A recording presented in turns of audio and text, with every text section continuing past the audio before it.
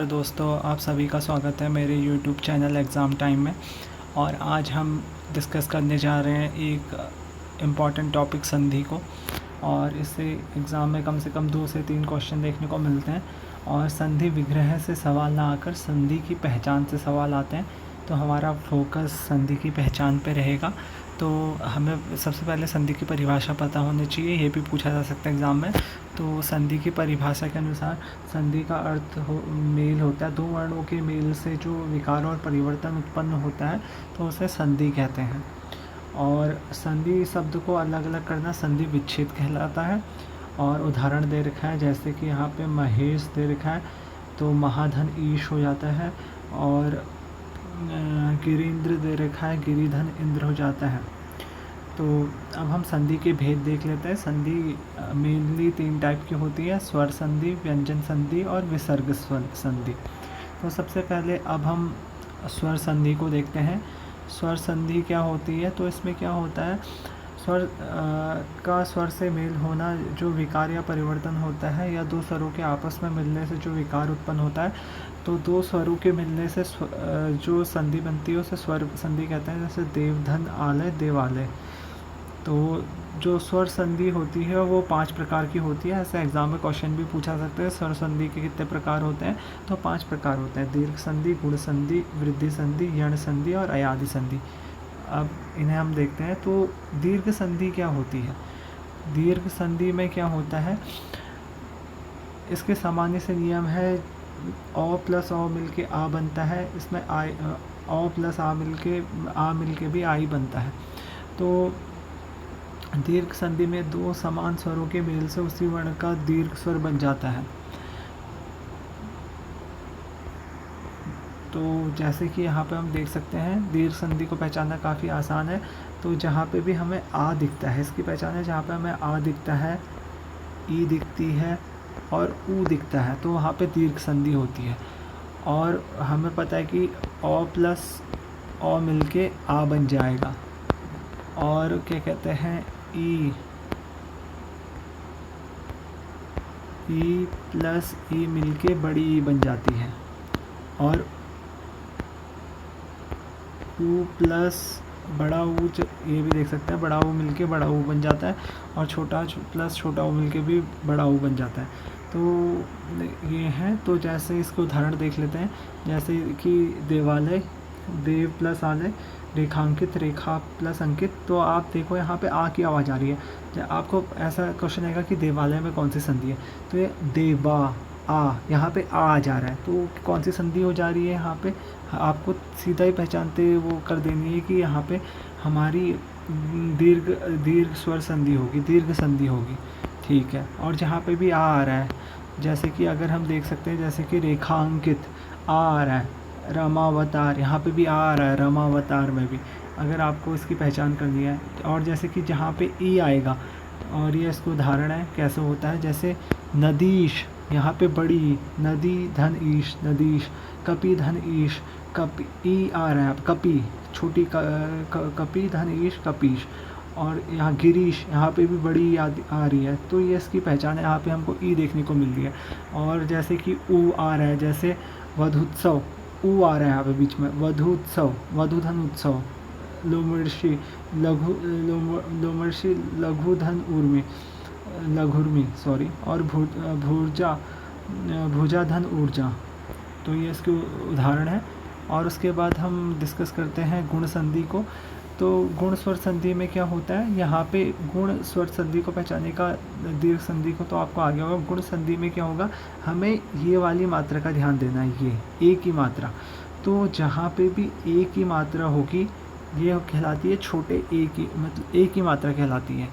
और यहाँ जहाँ पे भी ए की मात्रा होगी वहाँ पे गुण संधि होती है। जैसे महेंद्र, महाधन इंद्र, देखो राजेश, राजा धन ईश, और भारतेंद्र, भारत धन इंद्र, मत्स्येंद्र, मत्स्य धन इंद्र, और राजेंद्र मतलब राजा धन इंद्र, और लंकेश, लंका धन ईश। तो आप सभी में देख सकते हैं कि हमें अगर इसे पहचाना है गुण संधि को, तो गुण संधि की पहचान है ए। और ऐसी हमें मात्रा देखने को मिलेगी। देखिए यहाँ भी कॉमन है, यहाँ भी कॉमन है, यहाँ भी कॉमन है, हर जगह ये चीज़ कॉमन है। ये इसकी सरल सी पहचान है। और उसके बाद आती है वृद्धि संधि। वृद्धि संधि का सिंपल सा है, इसमें हमें डबल मात्रा आई की मात्रा देखने को मिलेगी। तो ये सिंगल ना होकर आई की मात्रा डबल होती है, डबल मात्रा देखने को मिलेंगी। जैसे कि पहला उदाहरण देख सकते हैं हम, अकैक, एक धन एक, धनेश्वर, धनेश्वर, मतैक्य, मत धन ऐक्य। देखिए हितैषी में भी देख सकते हैं, मतैक्य में भी देख सकते हैं, सभी में देखेंगे आपको ये देखने को मिलेंगी। तो ये हमने देखा। और उसके बाद यण संधि देखते हैं, क्या कहते हैं, इसमें कुछ स्वर आपस में संधि करने पर किसी स्वर में बदलने के बजाय व्यंजन य व र में बन जाते हैं। यण संधि में क्या होते हैं कि ये व्यंजन में बदल जाते हैं। यण में हमें याद रखना है कि ये व्यंजन में बदल जाते हैं। तो इसके एग्जाम्पल क्या है, जैसे अति धन आवश्यक, देखो ई धन आ मिलके या बन जा रहा है, अत्यावश्यक, ई धन आ मिलके, तो स्वर मिलके अगर व्यंजन में बदल जा रहा है तो वहाँ पे यण संधि होगी। और अगर हम देखते हैं व्यर्थ, वी धन अर्थ, ई धन अ मिलके, देखो वी छोटी ई है फिर अ है, यो में बदल जा रहा है, यद्यपि में भी यण संधि होगी, क्योंकि यदि धन अपि, ई धन और मिलके यो में बदल गया है। तो ये इसके एग्जाम्पल हैं। इसको हम, और स्वागतम में भी यण संधि है, क्योंकि ऊ धन आ मिलके वा में बदल जा रहा है, स्वागतम हो जा रहा है। ये यण संधि के उदाहरण हैं। और अयादि संधि में हमें, अयादि संधि में क्या होता है, हम आए, अब, आओ आता है हमें, ये इसकी पहचान है, हमें देख लेना है। जैसे नयन,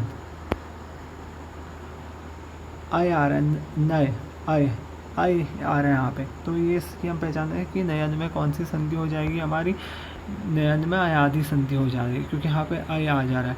जैसे आय, गायक में आय आ जा रहा है, तो आप देख सकते हैं। और पवन में पौधनन अव आ जा रहा है, तो इसकी सिंपल पहचान है। ठीक है, तो हमने आप सबसे पहले हमने स्वर संधि देखी, तो स्वर संधि को मैं आपको रिवीजन करा लेता हूँ फटाक से। तो स्वर संधि में हमने उसके 5 प्रकार देखे। सबसे पहले दीर्घ संधि को देखा। दीर्घ संधि के लिए क्या है, हमें याद रखना है, आ आएगा, ई आएगी, या बड़ा ऊ बीच में देखने को मिलेगा, तो दीर्घ संधि होगी। और गुण संधि में हमें क्या करना है, ए की मात्रा, ए की मात्रा देखने को मिलेगी, तो वहाँ पे गुण संधि होगी। वृद्धि संधि का क्या है, सिंपल सा, कि आई की मात्रा देखने को मिलेगी, 2 मात्राएं देखने को मिलेंगी। यण संधि में हमने देखा कि स्वर मिलके व्यंजन में बदल जा रहे हैं। ठीक है। और अयादि संधि, अयादि संधि अभी हमने लास्ट में पढ़ी थी। और अयादि संधि में क्या होता है कि वो हो जाता है, अयादि संधि में यहाँ पे आए, आओ देखने को मिलते हैं हमें। जैसे नयन में आप बीच में वो करेंगे तो ये आएंगे, तो इससे आप उनकी सिंपल पहचान कर सकते हैं। फिर उसके बाद व्यंजन संधि कहते हैं। व्यंजन संधि को देखते हैं, तो व्यंजन संधि में तो व्यंजन का ही होता है, ये उतना इम्पोर्टेंट नहीं है। और उसके बाद हम देख लेते हैं, व्यंजन से ही होता है, आप इसे पढ़ सकते हैं। और उसके बाद आता है विसर्ग संधि। ये एग्ज़ाम से काफ़ी इंपॉर्टेंट हो जाती है, क्योंकि स्वर संधि और विसर्ग संधि बहुत ही इंपॉर्टेंट है। विसर्ग संधि को देख लीजिए। विसर्ग के बाद स्वर या व्यंजन आ जाए तो दोनों के मेल में जो परिवर्तन होता है उसे विसर्ग संधि कहते हैं। यदि अ के बाद तीसरा चौथा वर्ण, पांचवा वर्ण हो तो य, र, ल, व, और अ विसर्ग हो तो ओ हो जाता है। ठीक है, तो यहाँ पे क्या हो रहा है, विसर्ग के बाद हमें व्यंजन देखने को मिल रहा है। जैसे यशोदा में कौन सी संधि है, विसर्ग संधि है, क्योंकि यशो धन दा मिलके यशोदा मिल रहा है, तो अ धन द मिलके ओ बन रहा है। पयोद में भी पयो धन द मिलके पयोद बन रहा है। ठीक है। और जैसे कि मनुच्छिद में भी मन धन उच्छिद, और तपोधाम में भी तप धन धाम मिलके तपोधाम बन रहा है। तो ये इसके एग्जाम्पल है। और पिछली बार के एग्ज़ाम में आया था तपोगुण, तप धन गुण मिलके गुण मिल रहा, तो ये इसके एग्जाम्पल हैं। तो दोस्तों आज की वीडियो में इतना ही, और चैनल को लाइक कीजिए, सब्सक्राइब कीजिए। और बाकी आप व्यंजन संधि उतना इम्पोर्टेंट नहीं है, पर एक बार आप उसे देख लेना और बस पढ़ते रहिए। Thank you.